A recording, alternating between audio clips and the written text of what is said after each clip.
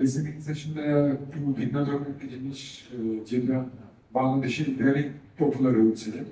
এটা আমরা গত বছর 2022 সালের এন্ডে যখন ফিনিক্সের রেডি ওয়ান আগে ওয়ানটা করেছিলাম, তখন আমরা এটা করেছিলাম একটা কনসার্ট প্রায় 11,000 মানুষের সামনে। এই মাসের 10 তারিখ একটা সিক্রেট লিসেনিং সেশন হতে ছিল।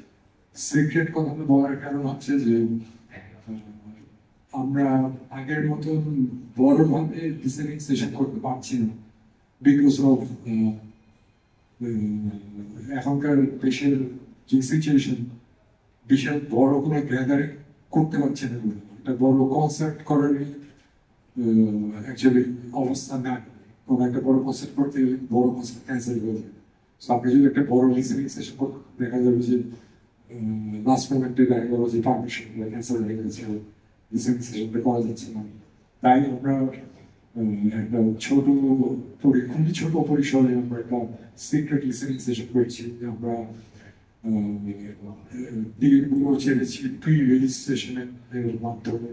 যারা প্রি রিলিজ সেশন করেছে ওদের কাছে আমরা ইমেল পাঠিয়ে দিয়েছি একটা লিঙ্ক দিয়ে, যারা অনেক পুরান ধরনের পছন্দ হবে তাদের তাদের খুশি।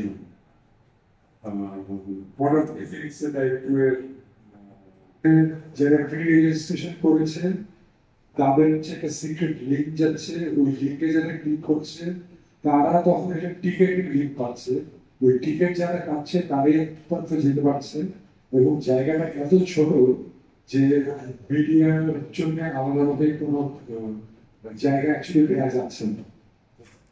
যাদের কারণে সে তার প্রাণ হারিয়েছিল অথবা সে ভ্যানিশ হয়ে গেছিল, সে তার মেন্টালিটি চেঞ্জ হয়ে গেল, সে কিছুটা প্রতিশোধ পরায়ণ হয়ে গেল, সে ঠিক আগের মতো ভালো মানুষ থাকে না, সে প্রতিশোধ পরায়ণ হয়ে গেল। সে এক সময় একটা ভালো একটা মানুষ ছিল, সে সবাইকে নিয়ে কাজ করতো, একটা ভালো একটা কিছু করতে চেয়েছিল, করেছিল, সবাই তাকে ভুলে গিয়েছিল।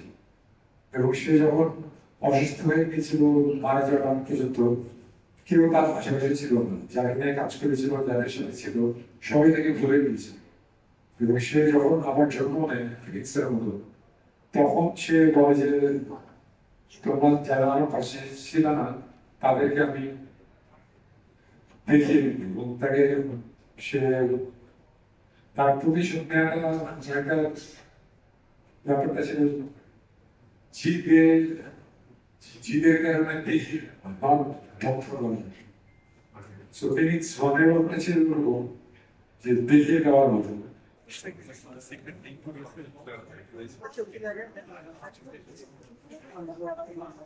দেখ